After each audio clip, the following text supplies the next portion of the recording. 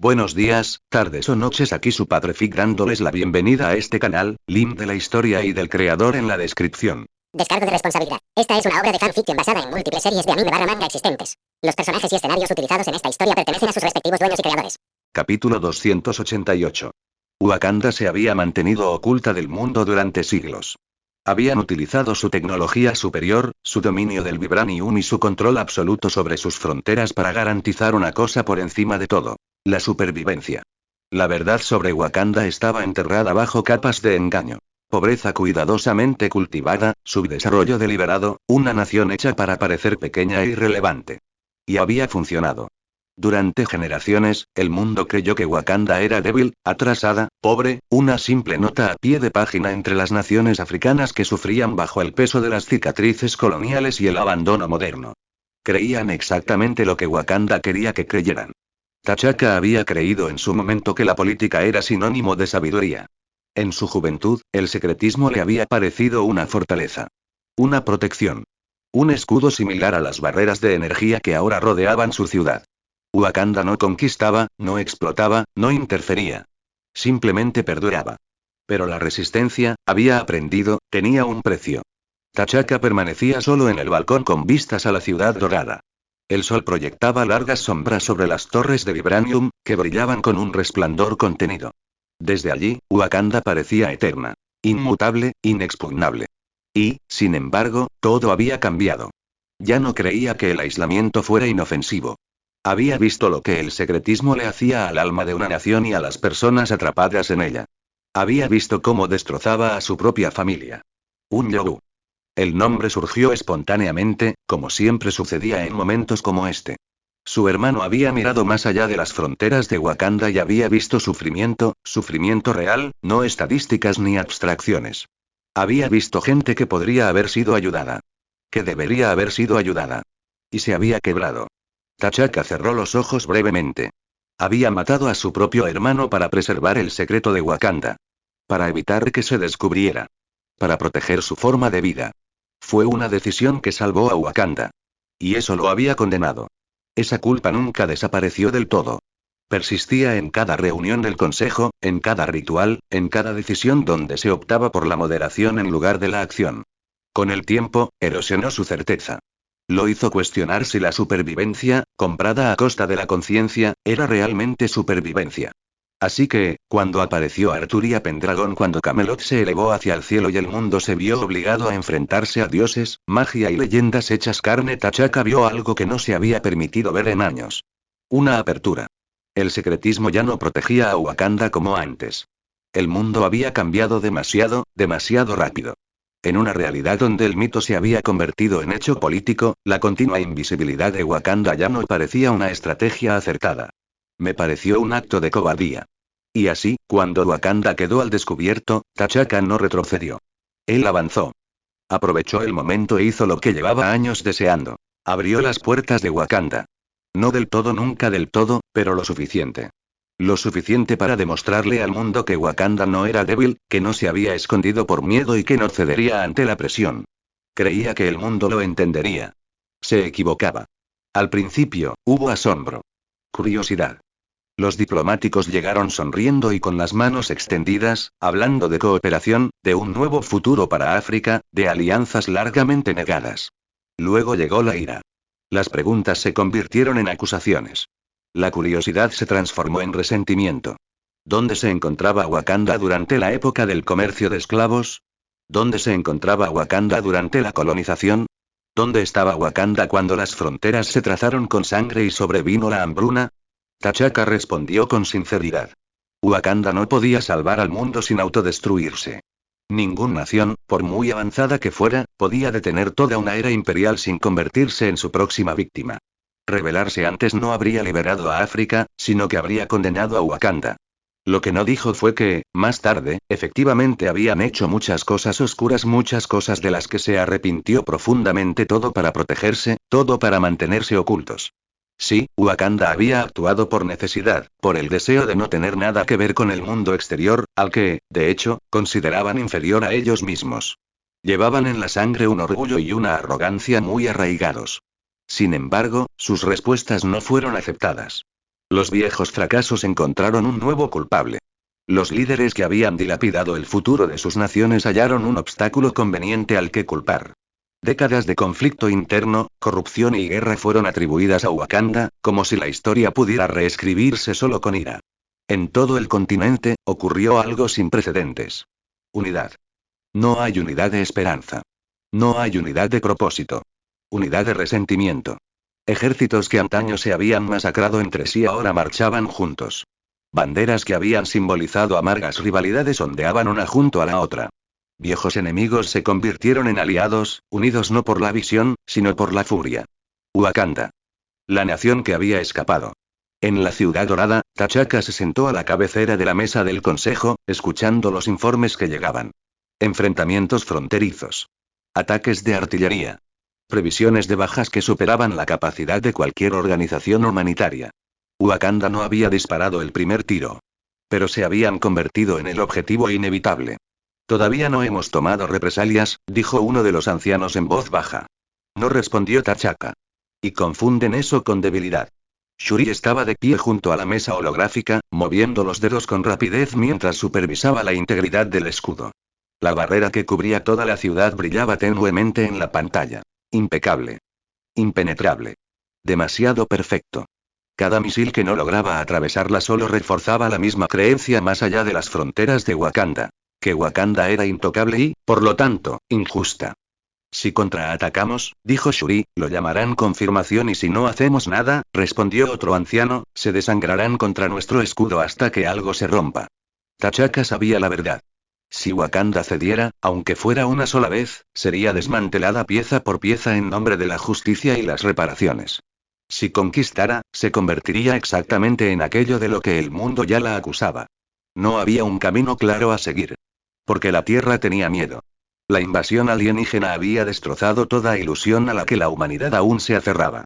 Naciones que antes ostentaban arsenales nucleares y ejércitos permanentes habían recibido un brutal recordatorio de su verdadera fragilidad. Sus cielos habían sido profanados. Sus ciudades habían ardido. Y la salvación no había venido de gobiernos ni tratados, sino de individuos. De dioses. De monstruos. De seres que no se identificaban con banderas. Esa lección perduró. Todas las agencias de inteligencia, todos los grupos de expertos militares, todos los consejos secretos comprendían ahora lo mismo. La Tierra no podía defenderse. No sola. No con lo que tenía. Y Wakanda tenía todo lo que a ellos les faltaba. El Vibranium ya no era una simple curiosidad, sino una solución. Un escudo capaz de detener armamento alienígena. Sistemas energéticos que hacían que los reactores modernos parecieran primitivos. Avances médicos que rozaban lo milagroso. Tecnología que podía convertir ciudades en fortalezas y naciones en elementos disuasorios. La desesperación agudizó la codicia. En público, las grandes potencias hablaban de paz, mediación y moderación. En privado, susurraban palabras de aliento a los africanos. Se suministraban armas discretamente. La información de inteligencia se filtraba selectivamente. Se condonaban deudas. Se suavizaban las sanciones. Lucha. Instaron. Presiona a Wakanda. Fuerza concesiones. Haz que sangren sin traspasar jamás su escudo. Si Wakanda se rindiera, aunque fuera parcialmente abriendo sus bóvedas, compartiendo su tecnología bajo el estandarte de las reparaciones o la seguridad colectiva, las naciones más poderosas del mundo la estarían esperando con los brazos abiertos. T'Chaka había visto las señales demasiado tarde. La aspiración de Wakanda a un puesto entre los Illuminati pretendía ser un contrapeso. Una forma de afianzarse dentro del nuevo orden que se formaba por encima de las naciones, en lugar de por debajo de ellas. Creía que estar al lado de figuras como Stark, Richards, Doom, Magneto y Arturia le otorgaría a Wakanda legitimidad y protección. En cambio, les había puesto una diana en la espalda. Se les negó el puesto, no por falta de poder, sino porque muchos miembros del Consejo se beneficiaban discretamente de su exclusión. Mientras Wakanda permaneciera al margen, aislada y acosada, su caída o su desmantelamiento parcial seguía siendo posible. La admisión habría significado obligación. Supervisión. Restricción. Y la moderación era lo último que el mundo deseaba. En la Ciudad Dorada, la sala del Consejo permanecía en silencio mientras la realidad se hacía patente. T'Chaka escuchaba el zumbido lejano de los generadores de escudos bajo sus pies, un recordatorio constante de seguridad y aislamiento. Esperábamos que la transparencia nos diera ventaja, dijo un anciano en voz baja. Les dio esperanza, respondió T'Chaka. Esperanza de que podemos ser doblegados. Fuera del escudo, la guerra se prolongaba.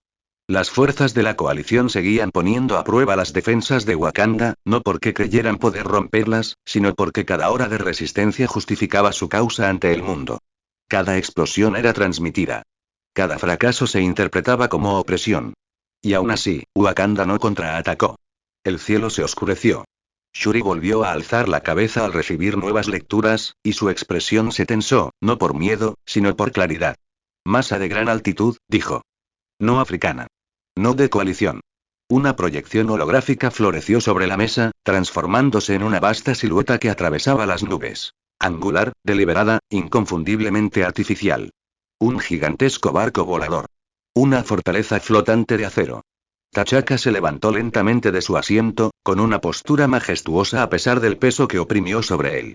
Así pues, dijo en voz baja, con la mirada fija en la proyección, el mundo por fin envía a sus jueces. Más allá del escudo, el fuego de artillería continuó.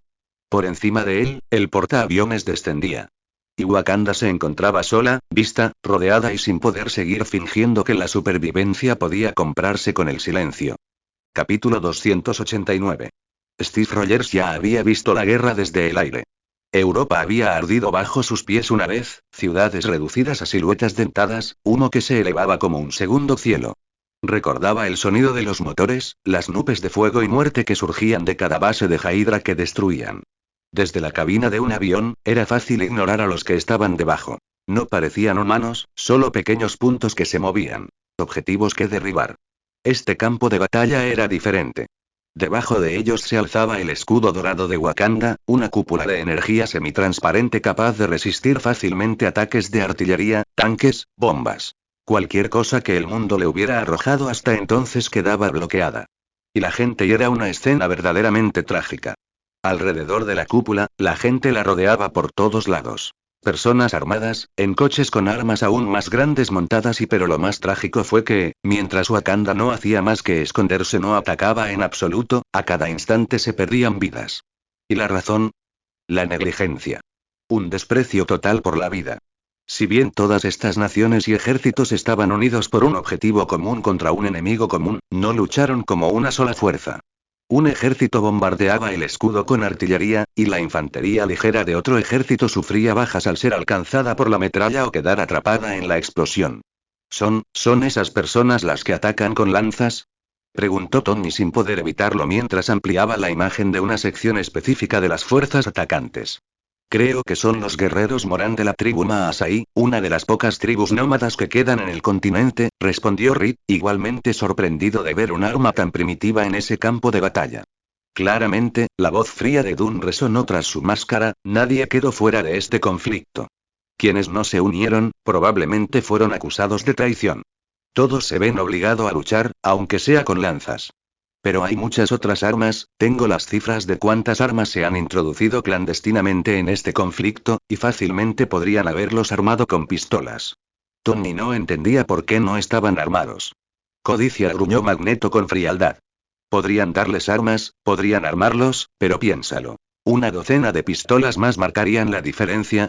La respuesta era clara para todos. No. No habría diferencia a menos que contaran con armas mucho más potentes, como ojivas nucleares. Era improbable que algo cambiara pronto. Las lecturas de energía de la gran cúpula dorada eran estables. Incluso las pequeñas fluctuaciones no parecían indicar progreso, sino simplemente que el escudo dispersaba la fuerza con eficacia. Sí, fue la codicia. Los que tenían las armas simplemente no querían regalarlas.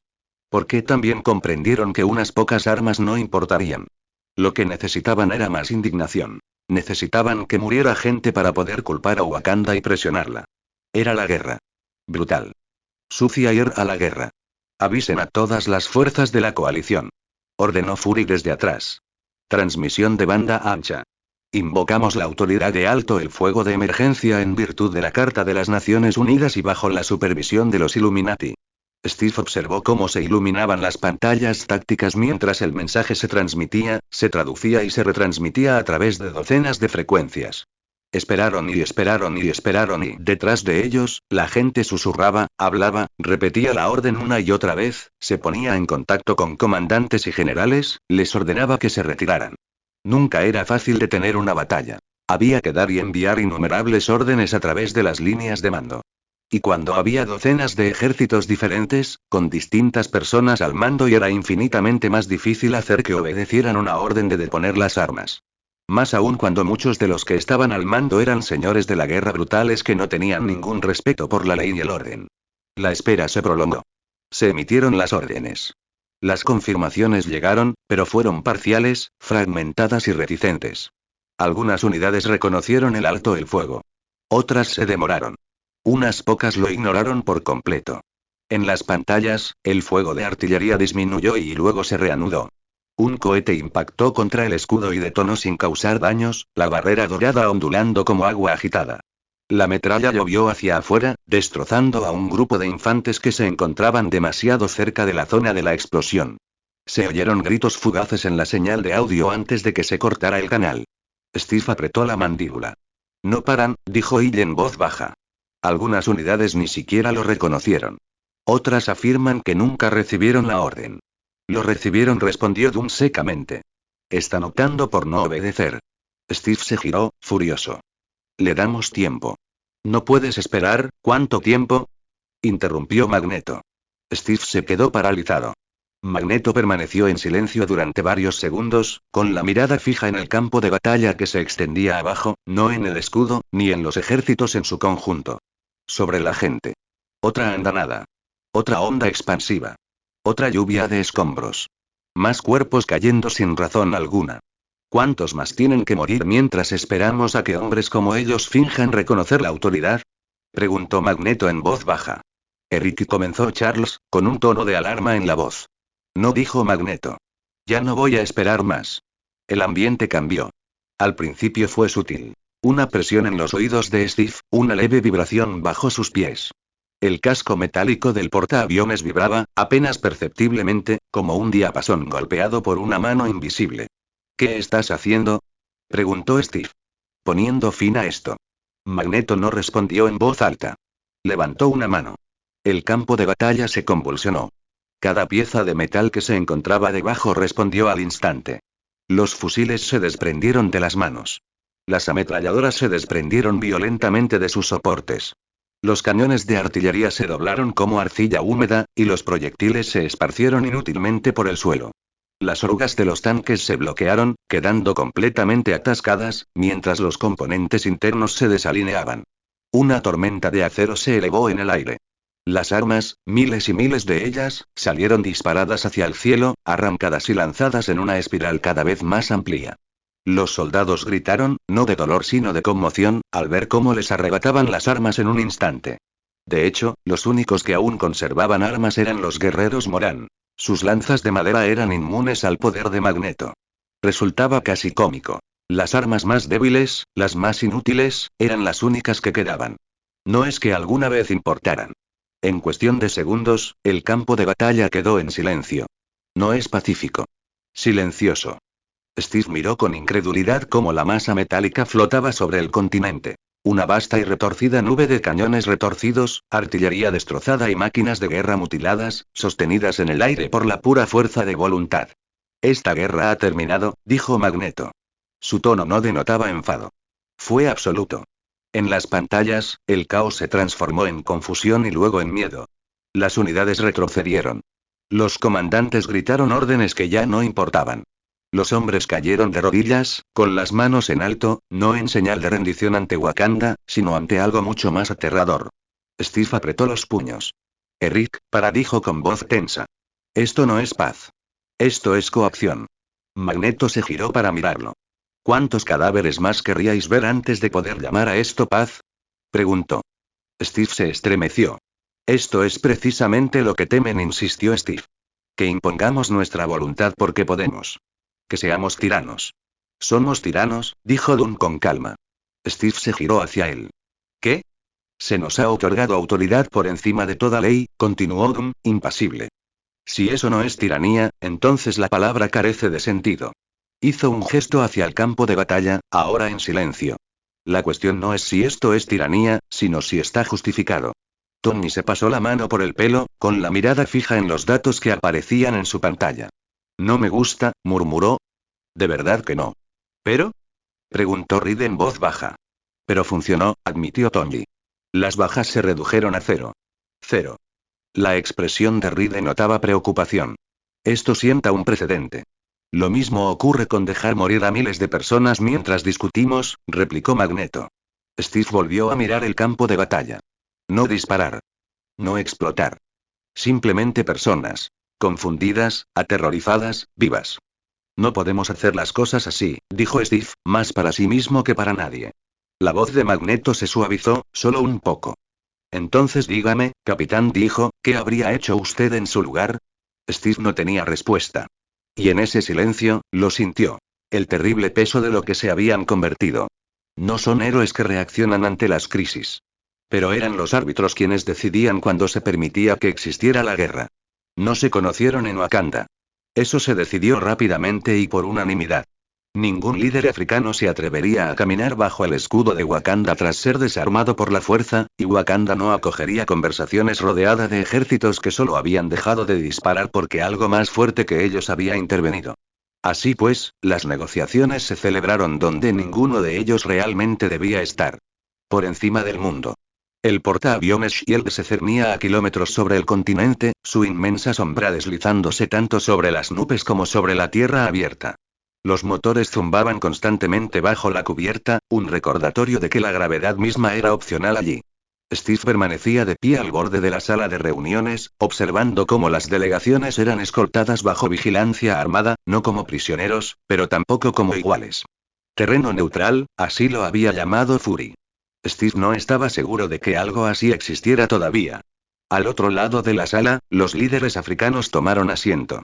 Presidentes, generales, señores de la guerra que ahora vestían trajes a medida en lugar de uniformes militares, con expresiones marcadas por el resentimiento y la dura lucha por la supervivencia.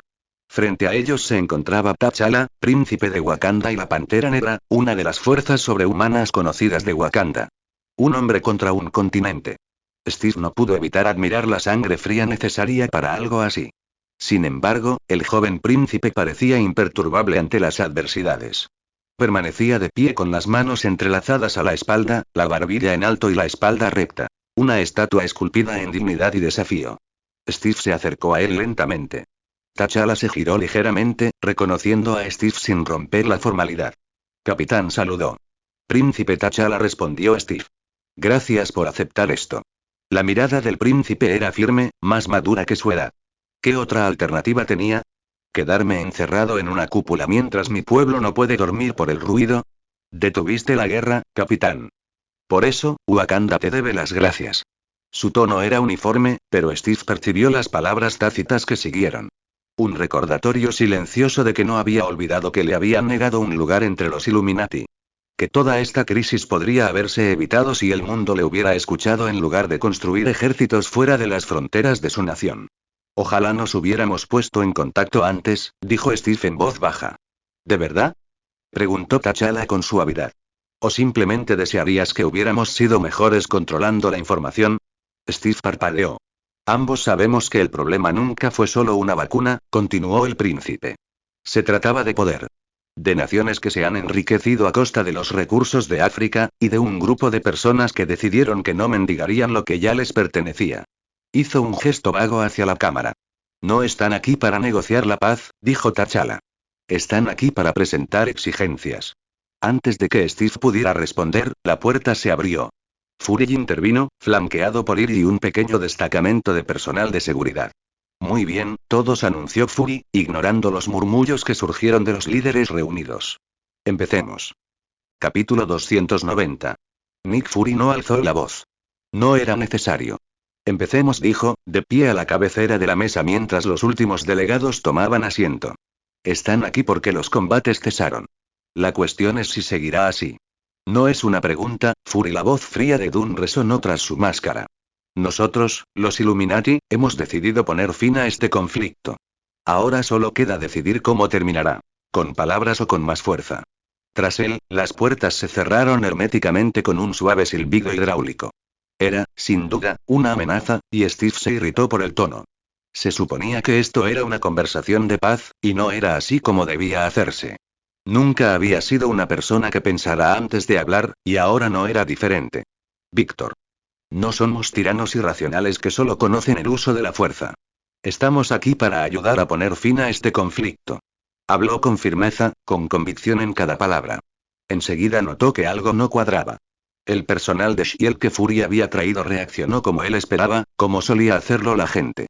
Tomaron sus palabras en serio. Sintieron la verdad en ellas, su noble espíritu. Pero esas personas eran muy pocas y estaban muy distantes entre sí.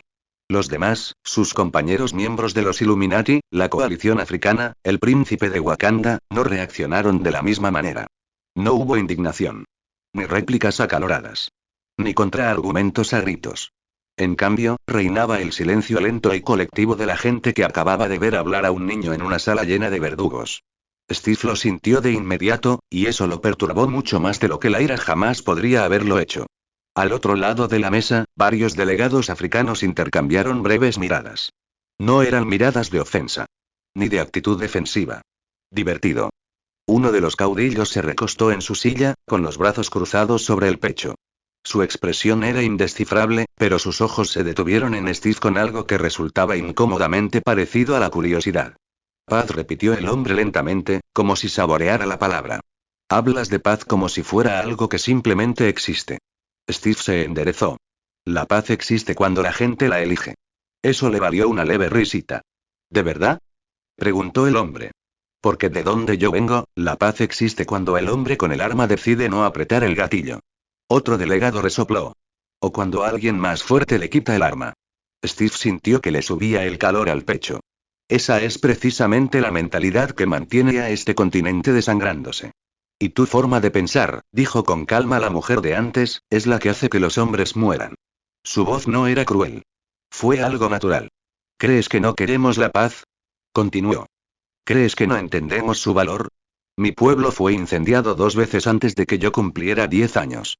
Aprendí muy pronto que los ideales no detienen las balas. Steve abrió la boca y la cerró de nuevo. Porque detrás de ella, otra delegada esbozó una leve sonrisa. Llegaste al cielo, dijo, asintiendo hacia arriba. Acabaste con la guerra en 1 hora usando un poder al que ninguno de nosotros pudo resistirse. ¿Y ahora nos das lecciones sobre moderación? Se inclinó hacia adelante. ¿Sabes cuántos altos el fuego he firmado? Le preguntó a Steve. ¿Sabes cuántos de ellos duraron más de 1 semana? Steve no respondió. Porque la verdad era que no lo sabía. Hablas como un soldado, continuó el hombre. Pero dices palabras de niño. Ese aterrizó. Steve lo sintió en las entrañas. Dirigió una mirada de reojo, solo por un instante, hacia el resto de los Illuminati. Tony no lo miraba a los ojos. Reed observaba a los delegados con expresión indescifrable, calculando ya los resultados en lugar de los argumentos. Dunn permanecía completamente inmóvil, con los brazos cruzados y la máscara ligeramente ladeada hacia Steve, como si observara un fracaso predecible. Y Magneto lo observaba con algo que parecía casi tristeza. Steve se sintió repentinamente expuesto, y de forma dolorosa. No estoy diciendo que la fuerza deba ser la respuesta, dijo Steve, ahora en voz más baja. Lo que digo es que no puede ser la única respuesta. Esa es una creencia de lujo, dijo Dunn rotundamente. Steve se volvió contra él. No. Es una cuestión moral. Dunn ladeó ligeramente la cabeza. La moral no gobierna a las naciones. El poder sí. Y miedo, añadió Magneto en voz baja. La habitación volvió a cambiar. Steve lo miró. Eric, tienes razón, dijo Magneto. Sobre cómo debería ser el mundo. Dio un paso al frente, y el eco de sus botas resonó levemente contra la cubierta del portaaviones. Pero le estás hablando a hombres que han enterrado hijos, continuó. A gobernantes que aprendieron, hace mucho tiempo, que la misericordia sin fuerza conlleva la aniquilación. Sus ojos se dirigieron brevemente hacia los delegados. Y a los líderes que sonríen, estrechan manos y regresan a casa para afilar cuchillos si creen que se ha demostrado debilidad. El príncipe T'Challa de Wakanda, que había permanecido en silencio hasta ahora, finalmente habló. Mi padre creía que la diplomacia nos protegería, dijo. Creía que revelar la verdad nos granjearía la comprensión. Su mirada era firme. Ya ves a dónde nos ha llevado esa fe. Steve sintió que algo se retorcía en su pecho. No soy ciego, dijo. Sé con qué tipo de gente estoy hablando. Esta vez, uno de los caudillos se rió abiertamente. No dijo. No lo harás. Las risas se apagaron rápidamente, pero el mensaje perduró. Steve respiró hondo. Lento. Mesurado. Sigo creyendo, dijo, que, si no nos exigimos algo mejor, entonces no somos más que una versión mejorada de lo que existía antes. Esta vez nadie se burló de él. Pero nadie estuvo de acuerdo tampoco. Fury finalmente rompió el silencio. Capitán dijo con cuidado, no se equivoca. Steve lo miró, con una chispa de esperanza. Pero tú no estás a cargo de esta habitación. Las palabras no fueron crueles. Eran verídicos. Y los ideales no asustan a los señores de la guerra, continuó Fury. El poder sí. Las consecuencias sí. Steve asintió una vez. Él lo entendió. Simplemente no le gustó. Mientras la reunión continuaba con voces que se alzaban, acuerdos que se forjaban, amenazas envueltas en diplomacia, Steve permaneció de pie, ahora en silencio, escuchando. Mirando. Aprendiendo. Y en algún lugar muy dentro de él, algo se asentó en su lugar. No es cinismo. Pero llegó la lenta y dolorosa constatación de que tener razón no era lo mismo que ser eficaz. Y que los Illuminati, lo quisieran admitir o no, ya no eran héroes que intentaban salvar el mundo. Eran guardianes.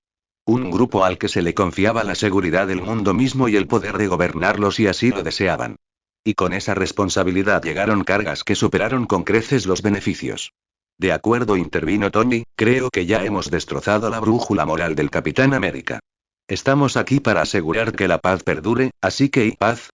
El intento de Tony de restarle importancia al asunto no funcionó.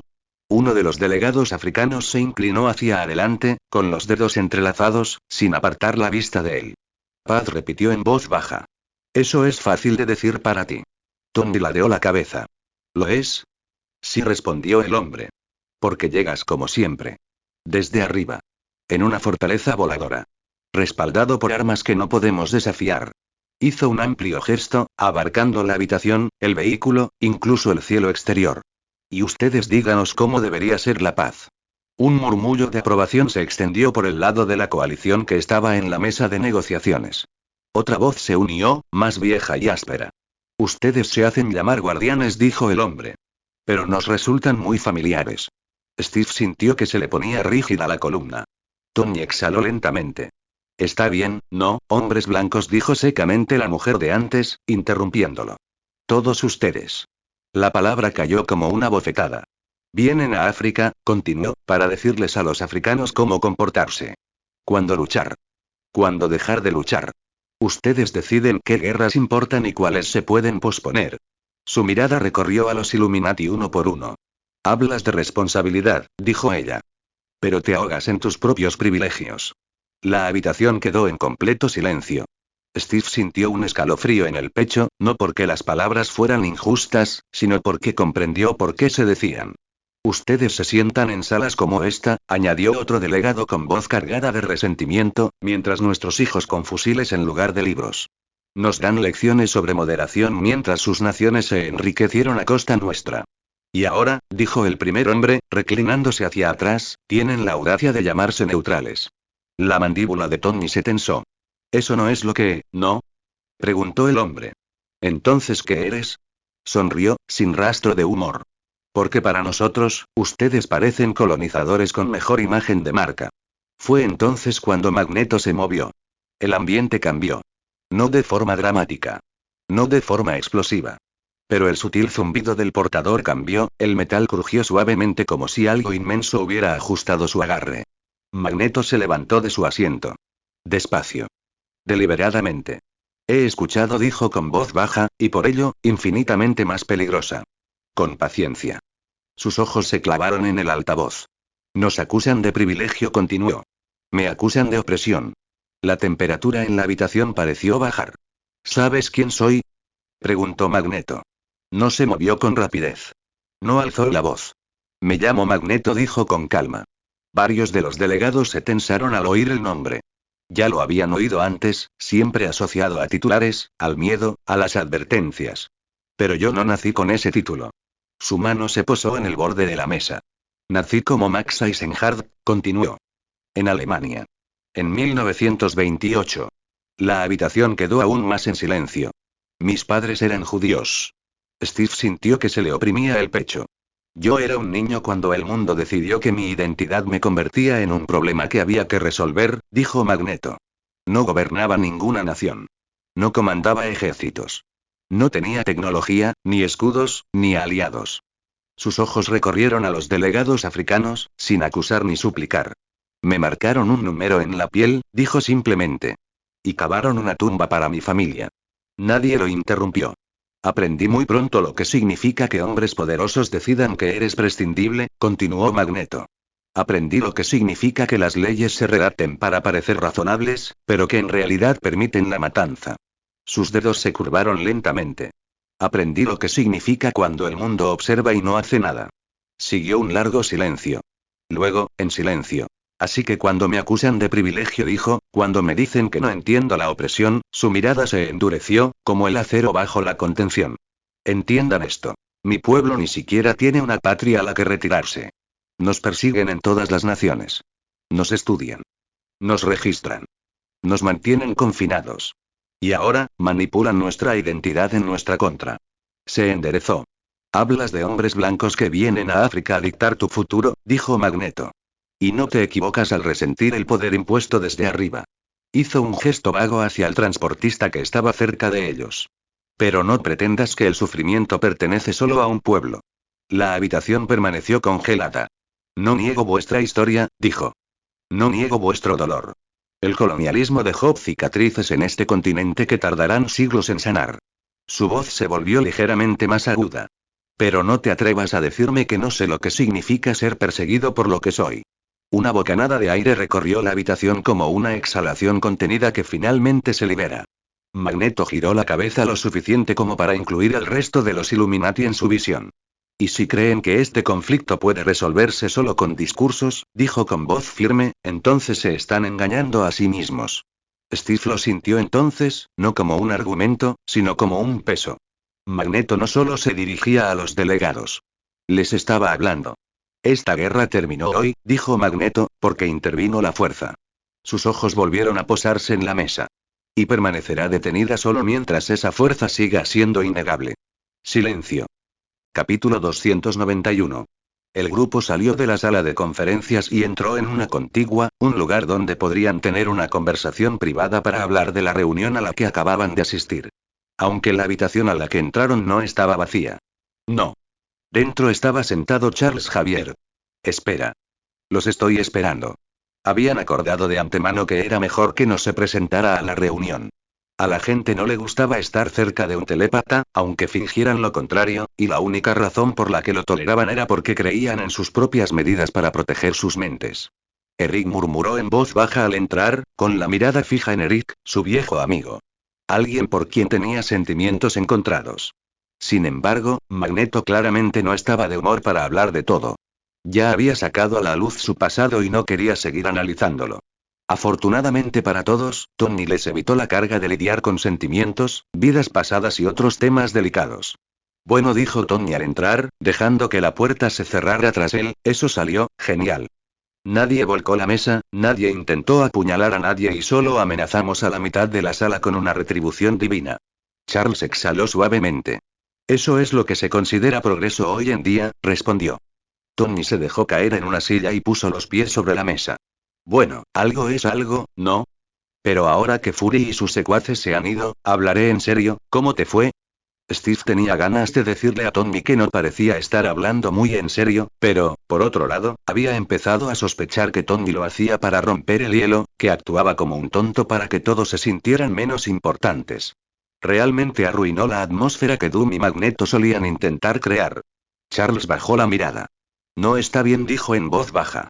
Para nada. Juntó las manos, apretando ligeramente los dedos. Esa gente continuó. No son buenas personas. La cantidad de sangre que tienen en sus manos es difícil de comprender. Y su deseo de paz, la verdadera paz, es inexistente. Puede que Charles no estuviera presente físicamente en la habitación, pero eso no significaba que desconociera lo que ocurría allí dentro. Sabía la mayor parte porque no solo estaba al tanto de lo que sucedía dentro de la habitación. No. Él sabía lo que pasaba por la cabeza de las personas que estaban dentro. Sabía qué promesas eran vacías antes de pronunciarlas. Qué palabras eran calculadas. Que concesiones eran mentiras ensayadas hacía mucho tiempo. Y lo que había visto en esas mentes era mucho peor que cualquier cosa que se hubiera dicho en voz alta. En general, si bien la reunión en sí no había transcurrido sin problemas ni contratiempos, lo que ocurría en sus cabezas era aún peor. No tienen ninguna intención de paz, dijo, con una voz que reflejaba el cansancio visible en su rostro. Aunque, al mismo tiempo, a muchos de ellos les importa poco Wakanda en sí. Un momento, dijo Steve. Si no les importa Wakanda, ¿por qué no quieren la paz? ¿Por qué siguen peleando? Una vez más, Steve sintió que era el único en la sala que no lo entendía. Estaba bastante acostumbrado. Tenía décadas de conocimientos que recuperar, así que a menudo no conseguía que le dieran una referencia. Pero se esforzaba al máximo, había leído mucho sobre el tema durante el viaje, así que le resultaba chocante estar desinformado una y otra vez. Tony dejó escapar un largo suspiro. Capitán, dijo, a veces, sinceramente, no sé si deberíamos mantenerte así de inocente, o finalmente quitarte la venda y mostrarte lo feas que se ponen las cosas en realidad. Steve apretó la mandíbula. No soy un niño, dijo con firmeza. No necesito que me mimen. Puedo afrontar la verdad. Así que díganme, ¿qué me estoy perdiendo? La sala quedó en silencio. Los Illuminati intercambiaron miradas, no palabras, sino un entendimiento tácito mientras decidían colectivamente quién sería el que le respondería. Finalmente, fue Charles quien alzó la voz. Era el más afín a Steve ideológicamente, así que le tocó la peor parte. Es complicado, y cada uno tiene sus propios motivos para luchar. Algunos realmente odian a Wakanda, o, mejor dicho, odian lo que Wakanda representa. Aquello que les ha sido negado, comenzó diciendo. Estabilidad. Soberanía. Poder. Libertad de elección, añadió Magneto. Correcto, dijo Charles, sin importarle la interrupción. La mayoría sabe que no puede derrotar a Wakanda, ni lo intenta. Hay una razón por la que tanta gente está muriendo ahí fuera. Es a propósito. Usan esto como excusa para matar. Habló con calma, pero sus palabras eran escalofriantes. ¿Matar a su propia gente? Preguntó Steve, con un tono de incredulidad en la voz. Para matar a quien quieran, corrigió Charles con suavidad. El caos de la guerra ofrece una excelente tapadera para saldar viejas cuentas. Para eliminar a rivales políticos. Para hacer desaparecer a periodistas. Para probar nuevas armas en personas vivas. Steve miró a su alrededor, a los demás. Magneto, con expresión sombría. Doom, cuya expresión estaba oculta bajo su máscara, pero a quien parecía no importarle. Tony, que apartó la mirada por un momento como para recomponerse. Reed Richards, con los ojos cerrados. Todos lo sabían. Todos lo sabían. Y no se lo habían dicho. No lo entiendo, dijo Steve con voz tensa. ¿Por qué harían eso? ¿Cómo puede alguien justificar algo así? Luchó por encontrar la palabra. Y demonio. Porque pueden, dijo Tony en voz baja. Porque el poder no corrompe, capitán. El poder revela. Y lo que revela sobre algunas personas, y bueno, digamos que la mayoría de la gente en el mundo actual, si tuviera el poder de hacer lo que quisiera sin consecuencias, haría exactamente eso. Steve bajó la mirada hacia sus manos, hacia el escudo que yacía sobre la mesa a su lado. El escudo que representaba la esperanza, la justicia y los ideales por los que había luchado, derramando su sangre y casi muerto. Y tienen sus razones, continuó Tony. Cuentan con el respaldo de innumerables estados. China, Estados Unidos, Rusia y muchos más. Son ellos quienes realmente quieren los secretos de Wakanda, y están pagando a las naciones africanas para que les declaren la guerra. Y les pagan extra por cada baja que sufren, añadió Charles, revelando una de las verdades que había sacado a la luz. Gran parte de la guerra es un espectáculo. Envían hombres a morir solo para cobrar un sueldo mayor de Estados Unidos, y este puede alegar que no está directamente involucrado. Así es como se lavan las manos. ¿Les pagan para que sufran pérdidas? ¿Por qué? Preguntó Steve, desconcertado por la lógica. Porque, explicó Magneto, cada víctima, cada pueblo incendiado, cada atrocidad se convierte en otra pieza de propaganda. Más imágenes para los noticieros. Más indignación que fabricar. Más justificación para una eventual intervención. Tony asintió. Es una estrategia a largo plazo. Crea suficiente caos, suficiente sufrimiento, suficiente injusticia percibida, y entonces, cuando finalmente intervengas con tus fuerzas de mantenimiento de la paz, el mundo te lo agradecerá. Te recibirán como libertadores, no como conquistadores. Steve lo miró fijamente, incapaz de asimilar lo que oía. Era un nivel de cinismo, de crueldad calculada, que desafiaba todo en lo que creía. ¿Y qué pasa con Wakanda? Preguntó. ¿Qué le sucede en todo esto? La expresión de Charles se ensombreció aún más. Se convierten en los villanos de esta historia. Los aislacionistas irracionales que acaparan tecnología que podría salvar al mundo. El reino obstinado que se niega a compartir, que valora su soberanía por encima del progreso global, por encima de las vidas humanas. Y Wakanda no es inocente en todo esto, la fría voz de Doom interrumpió la conversación. Su aislamiento ha causado incontables muertes. Enfermedades que podrían haberse curado. Hambrunas que podrían haberse evitado. Desastres naturales que podrían haberse mitigado. Su tecnología podría haber salvado a millones a lo largo de los años, pero la mantuvieron en secreto. Magneto le lanzó una mirada penetrante.